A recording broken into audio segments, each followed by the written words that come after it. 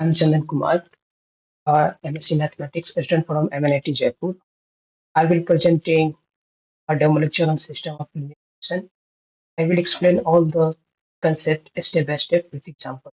So, take of linear equation like a11 x plus a12 y equal to b1, a21 x plus a2 y equal to ये हमारा क्या है system क्यों बोल रहा है मेरे पास क्या है एक से ज्यादा इक्वेशन है लिनियर क्यों बोल रहा है क्योंकि जो वेरिएबल है उसका जो डिग्री है 1 है इसलिए उसको बोलते हैं सिस्टम ऑफ लीनियर इक्वेशन। इसको कन्वर्ट करेंगे हम एक मैट्रिक्स फॉर्म में जैसे ax इक्वल टू फॉर्म में कन्वर्ट करें तो कन्वर्ट कर रहे हैं कि मेरे पास जो 9th 10th कॉन्सेप्ट है उसे अगर हम ज़्यादा इक्वेशन और नंबर ऑफ अननोन की बात करें तो उससे हम डिफिकल्टीज होगा समझने में। जैसे मेरे पास क्रॉस मल्टीप्लिकेशन मेथड है, एलिमिनेशन सब्स्टिट्यूशन मेथड है, तो उसको जैसे हमारे पास ज़्यादा से ज़्यादा इक्वेशन नंबर ऑफ अननोन्स ये सब ज़्यादा हो जाए तो प्रॉब्लम आ सकते हैं। इसलिए इसको मैट्रिक्स फॉर्म में कन्वर्ट करके हम इसके नेचर के बारे में, इसके सॉल्यूशन के बारे में हम बात कर सकते हैं। मतलब हम इस पे बात करेंगे, इट मीन्स कि हम इनडायरेक्टली किस पे बात कर रहे हैं, सिस्टम की ही बात कर रहे हैं। ए क्या है? ए को बोलते हैं कोएफिशिएंट मैट्रिक्स। कोएफिशिएंट मैट्रिक्स क्या है? A12 A21 A2 इसको बोलते हैं कोएफिशिएंट मैट्रिक्स। क्या है हमारे पास आरएचएस वेक्टर जो हमारा क्या है D1 D2। ठीक है हमारा आरएचएस वेक्टर x क्या है? ये हमारे पास क्या है वेरिएबल वेक्टर होते हैं x और y वेरिएबल वेक्टर। ठीक है मेरे पास सिस्टम क्या है x इक्वल टू बी। अब हम किसी भी सिस्टम को होमोजीनियस बोलते हैं तो हम डिस्कस करने जा रहे हैं। अगर मान के चलिए ये जो हमारा b है ये जो हमारा b है अगर ये क्या हो जाए b इक्वल टू 0 हो जाए यानी कि सारे के सारे एलिमेंट b का सारे के सारे एलिमेंट क्या हो जाए 0 हो जाए उस केस में हम इस सिस्टम को बोलते हैं सिस्टम इज होमोजीनियस। वो सिस्टम क्या कहलाएगा इफ b इक्वल टू 0 हो जाए तो उस केस में हम सिस्टम को क्या बोलेंगे सिस्टम इज मान के चलिए b क्या है हमारा b1 b2 अगर सारा का सारा एलिमेंट क्या हो जाए 0 हो जाए तो उसका क्या हो जाएगा होमोजीनियस। अगर एक भी एलिमेंट नॉन जीरो हो जाए एक भी नॉन जीरो हो जाए नॉन होमोजीनियस सिस्टम। ये तो समझ में आ गया ऐसे भी किसी भी सिस्टम को मैट्रिक्स फॉर्म में कन्वर्ट करने के बाद हम उसका नेचर उसका सॉल्यूशन की बात कर सकते हैं। वो जो सिस्टम होगा होमोजीनियस हुआ कि नॉन होमोजीनियस हुआ उसे हमने देखा। अब हम बात करने जा रहे हैं कि कोई भी होमोजीनियस के केस में वो सिस्टम का जो नेचर है इस तरह से है। हमारे पास सिस्टम क्या है एक्स इक्वल टू बी।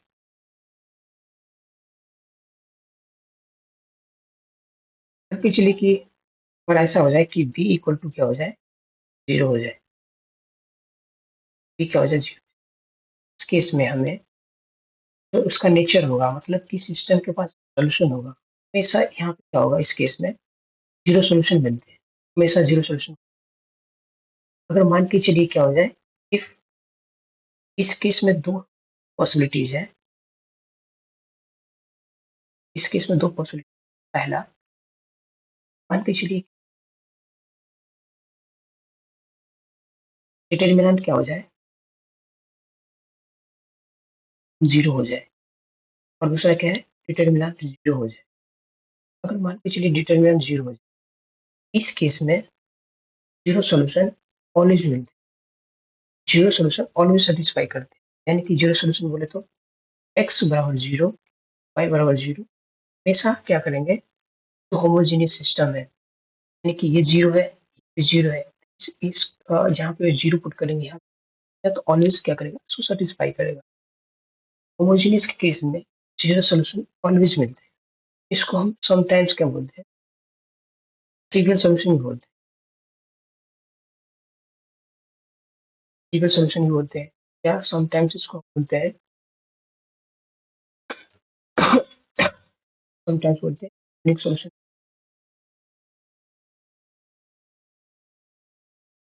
जब हमारा डिटरमिनेंट क्या हो जाए, 0 हो जाए, इस केस में क्या होगा, हमें कौन सा सॉल्यूशन मिलेंगे, इनफाइनाइटली मेनी सॉल्यूशन।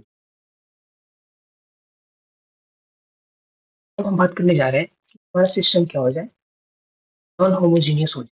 उस केस में क्या, इस केस में भी क्या होगा, दो पॉसिबिलिटी के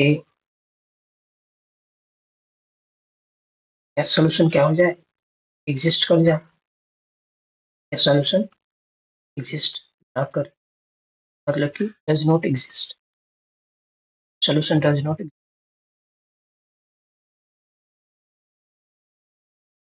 एग्जिस्ट। इस केस में क्या हो सकता है, आप यहाँ पे एक चीज और देख सकते हैं कि सॉल्यूशन क्या है, इनफाइनाइट सॉल्यूशन मिल रहे हैं, यहाँ क्या मिल रहे हैं, जीरो सॉल्यूशन मिल रहे हैं। इस केस में क्या होगा, हमारा जो सिस्टम होगा ऑलवेज क्या होगा, कंसिस्टेंट होगा। क्यों होगा कंसिस्टेंट, कंसिस्टेंट का डेफिनेशन ये है, एटलीस्ट, एटलीस्ट क्या हो जाए, एक भी सॉल्यूशन, एटलीस्ट वन सॉल्यूशन भी अगर मिल जाए, उस केस में क्या होगा, हमारा सिस्टम क्या होगा, कंसिस्टेंट कहलाएगा। यहाँ पे क्या होगा, बी जीरो के केस में या तो सॉल्यूशन मिलेंगे या तो सॉल्यूशन नहीं मिलेंगे। अब कब मिलेंगे, हम लोग एक रिजल्ट जानते हैं, क्या होता है, x equal to determinant of a b divided by determinant of a। लोग जानते हैं, टोटली डिपेंड करेगा। तो चलिए कि मान के चलिए कि हमारा सिस्टम, मतलब हम इसकी बात करें, जीरो की बात,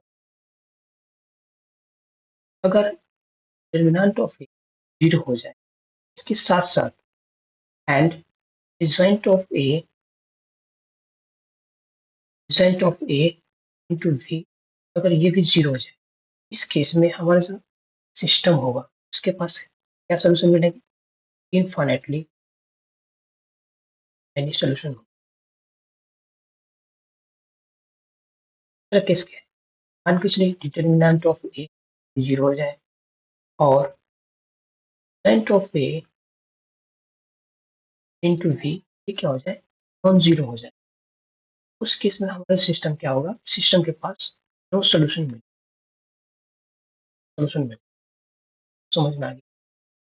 तो हमने यहाँ से देखा कि कंक्लूजन करते हैं, क्या देखा, फर्स्टली कोई सिस्टम है, इसको कन्वर्ट किया किसी मैट्रिक्स फॉर्म में, और उस मैट्रिक्स जो फॉर्म है, हमने उसका नेचर देखा, होमोजेनियस के केस में क्या होगा, नॉन होमोजेनियस के केस में। अब हम बात करने जा रहे हैं, मेरे पास जो सबसे जो इम्पोर्टेंट है, जो कम्पिटिटिव एग्जामिनेशन में उसका यूज किया जाता है, बोलते हैं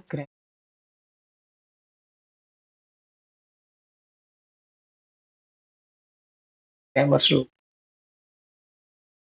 ये क्या होता है, हम इसमें बात करेंगे जैसे कोई भी सिस्टम का सॉल्यूशन फाइंड करते हैं, इसका नेचर कैसे हम चेक करते हैं, इस केस में हम ये देखेंगे इसका यूज करके, ठीक है।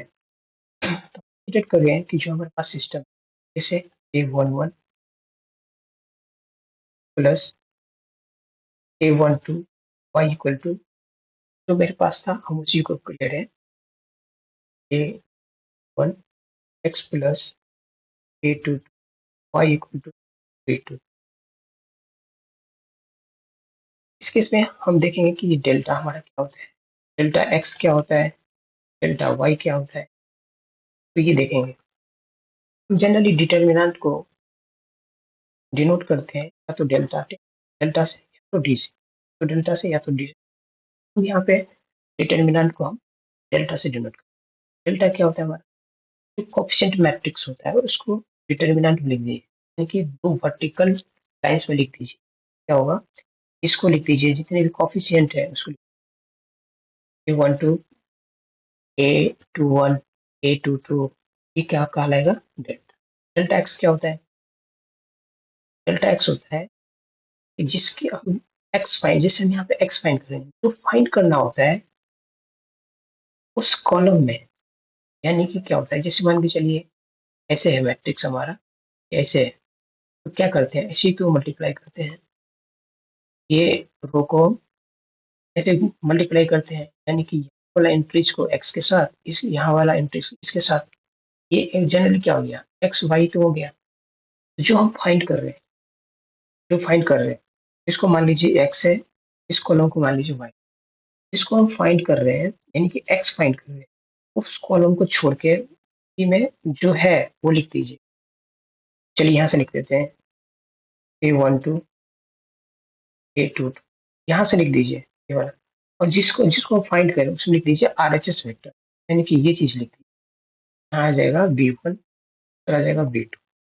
ठीक है, डेल्टा वाई किसे फाइंड करेंगे, मैं अभी बताया, तो आपको फाइंड करना है उसको, उसमें क्या लिख दीजिए RHS वेक्टर जिसमें वाई फाइंड कर रहे हैं, हमारा ये एक्स होता है, ये वाई होता है, तो इस वाले में क्या लिख दीजिए RHS वेक्टर, आएगा B1 तो आ जाएगा B2। यहाँ पे क्या हो जाएगा, यहाँ पे जो जनरली हमारा क्या है, एक्स वाला जो कोफिशिएंट आ जाएगा, यानी कि A1 A11 A21। ठीक है, हमने यहाँ बताया कि सोल्यूशन कैसे फाइंड करेंगे, नेचर कैसे फाइंड करेंगे। अब हम देखने जा रहे हैं कि मान के चलिए हमें सोल्यूशन फाइंड करना है, मान के चलिए एक्स का वैल्यू फाइंड करना है। क्या करेंगे, जो हमारे पास डेल्टा एक्स है ना, तो डिवाइड कर देंगे डेल्टा से, हमारा एक्स फाइंड हो जाएगा। जैसे मान के चलिए हमको वाई का वैल्यू फाइंड करना है, क्या करेंगे, डेल्टा वाई डिवाइडेड बाय देंगे, तो क्या हो जाएगा, हम वाई फाइंड कर सकते हैं। अब हम बात करने जा रहे हैं कि क्रैमर्स रूल के हेल्प से कैसे हम किसी भी सिस्टम का नेचर फाइंड करते हैं। अब वो- ठीक है,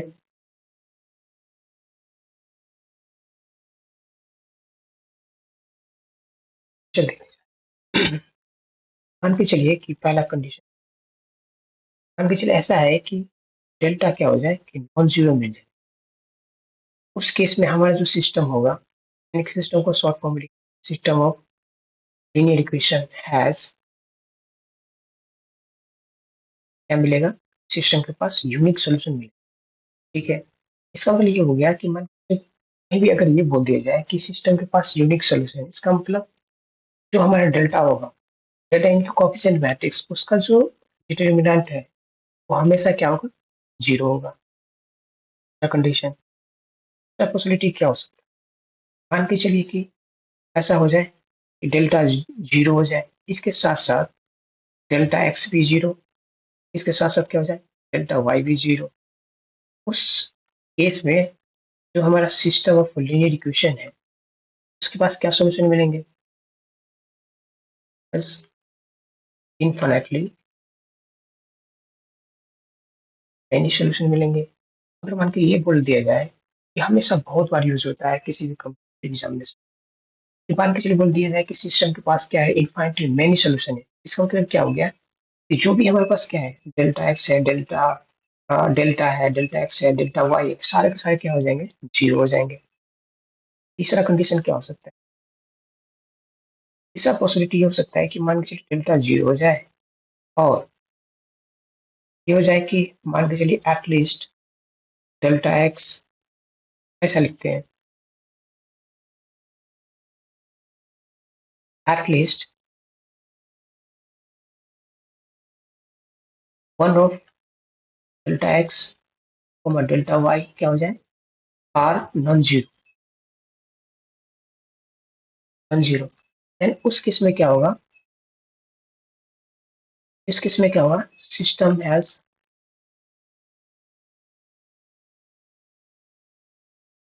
नो सॉल्यूशन।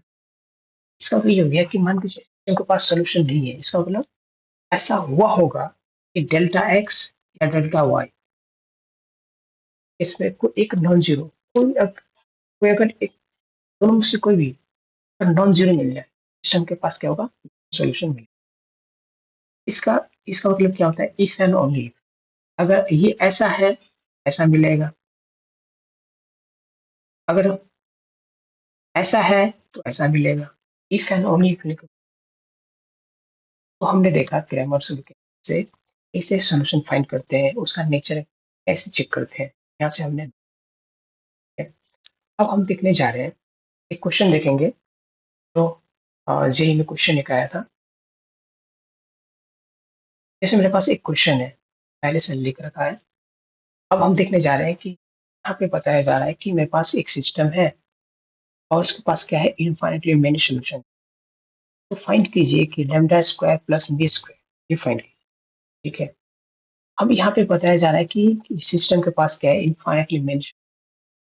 हमने देखा कि इनफाइनाइटली मेनी सॉल्यूशन के केस में क्या होता है, डेल्टा एक्स भी जीरो, डेल्टा वाई भी जीरो, डेल्टा जेड भी जीरो। सारे के सारे क्या होंगे, ये सारे के सारे जीरो होंगे। इट मीन्स, अच्छा, कैसे हम, जैसे यहाँ पे क्या है, सेकंड कॉलम में क्या है, डेल्टा है, यहाँ पे थर्ड कॉलम में क्या है, न्यू है।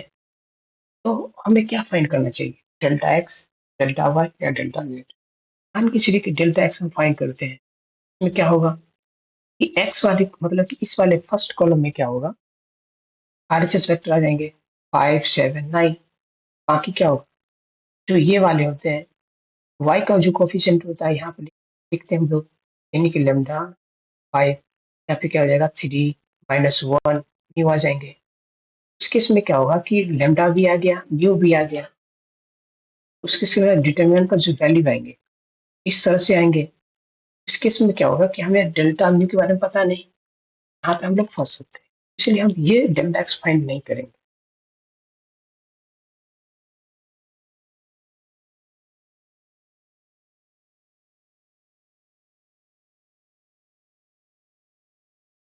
तो हम फाइंड करने जा रहे हैं डेल्टा वाई।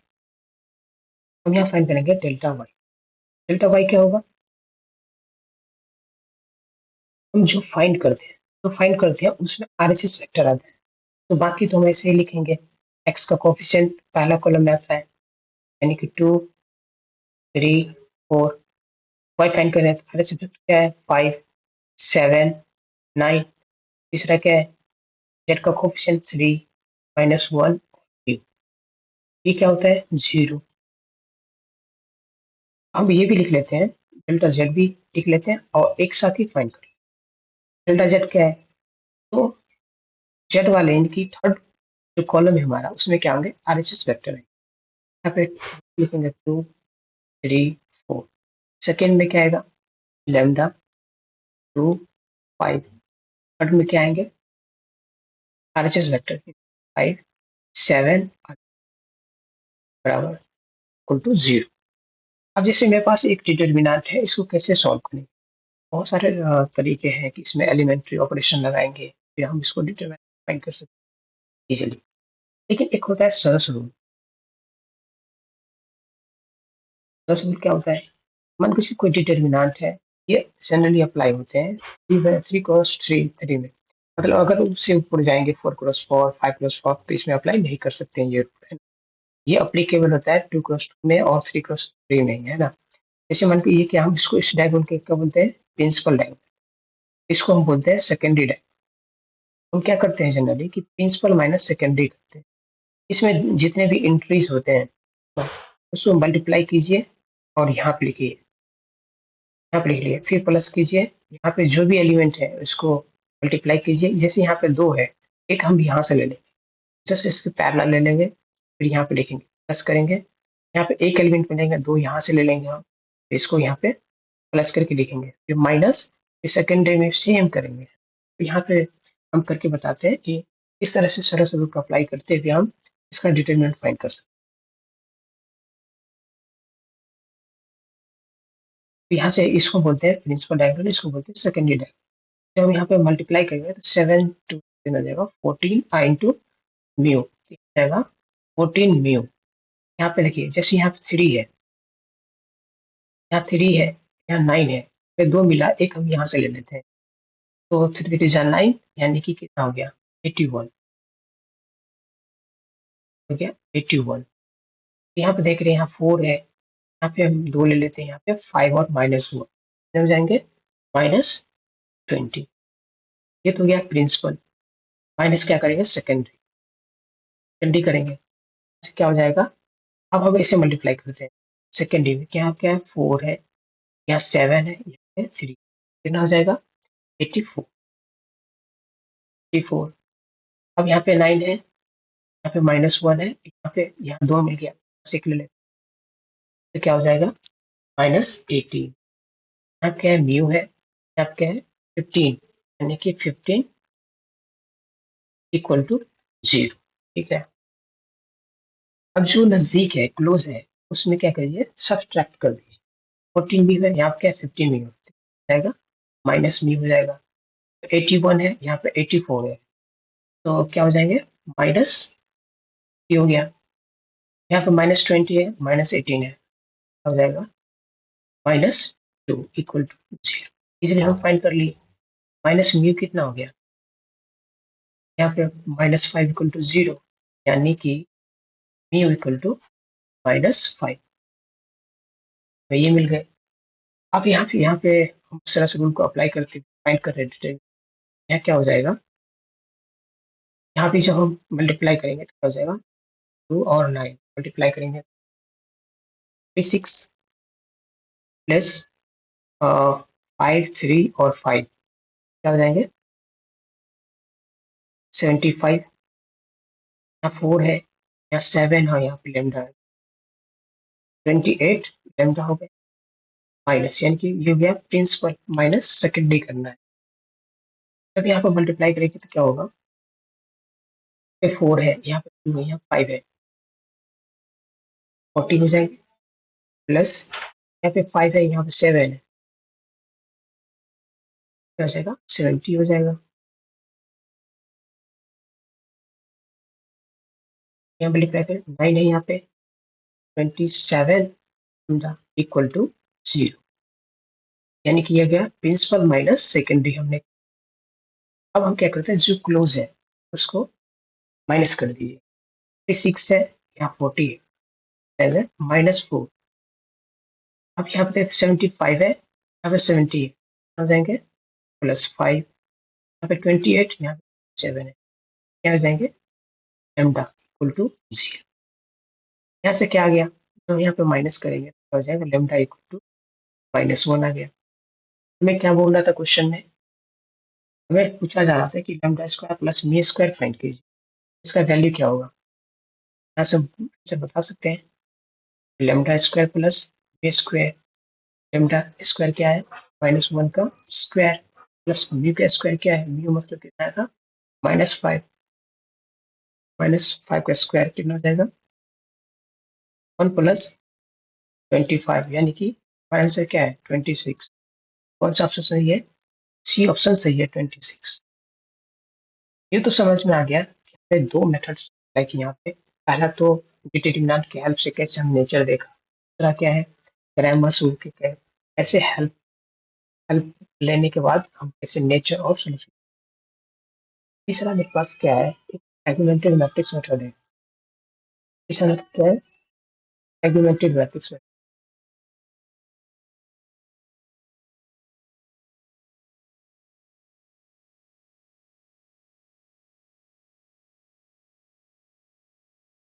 इस मेथड की हेल्प से कैसे हम,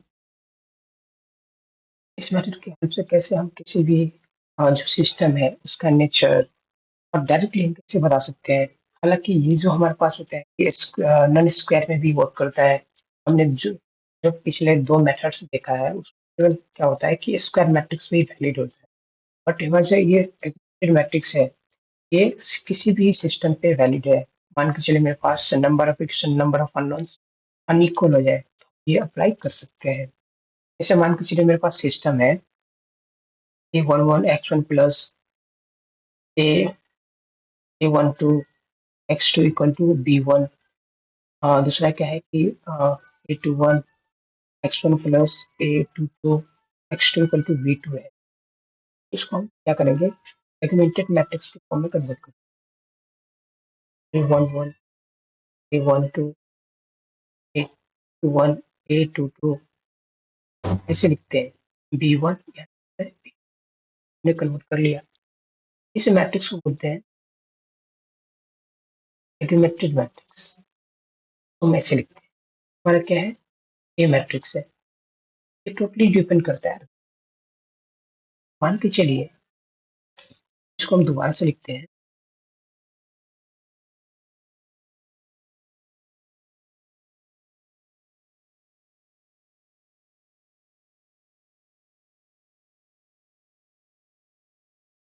ऐसा हो जाए, ये क्या हो जाए, नॉन जीरो हो जाए, ये भी क्या हो जाए, नॉन जीरो हो जाए, ये भी नॉन जीरो हो जाए, ऐसा हमें मैट्रिक्स मिल जाए। एलिमेंट्री ऑपरेशन करने के बाद अगर ऐसा मिल जाए कि ये भी नॉन जीरो, ये भी नॉन जीरो, इस केस में क्या होगा, जो रैंक होगा इसका मैट्रिक्स ए का, उसके साथ साथ जो एग्रीमेंटेड मैट्रिक्स उसका जो रैंक होगा तो हो जाए नंबर ऑफ अननोन्स, क्या है यहाँ पे 2 है, अगर 2 के इक्वल हो जाए, नंबर ऑफ अननोन्स के इक्वल हो जाए, उस केस में जो हमारा सिस्टम का जो सोल्यूशन होगा क्या होगा, यूनिक सोल्यूशन,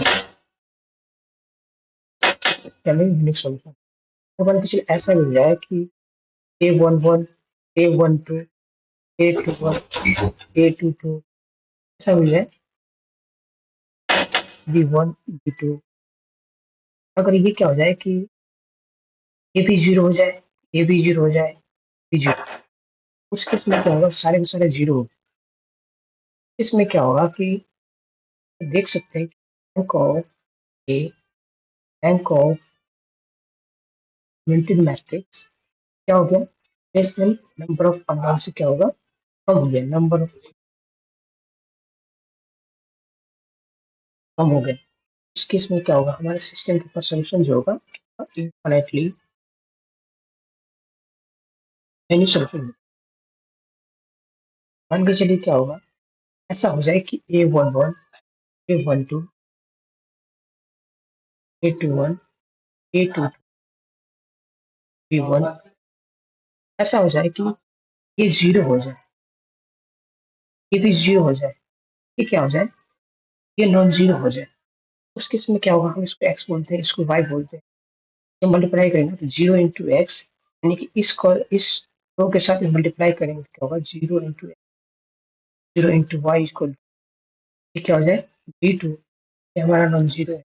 कभी भी ऐसा हो सकता है क्या कि जीरो इक्वल टू b2, ये क्या है, नॉन जीरो है, तो ऐसा पॉसिबल नहीं हो सकता। उस केस में हमारा जो सिस्टम का सोल्यूशन होगा। Thanks for watching.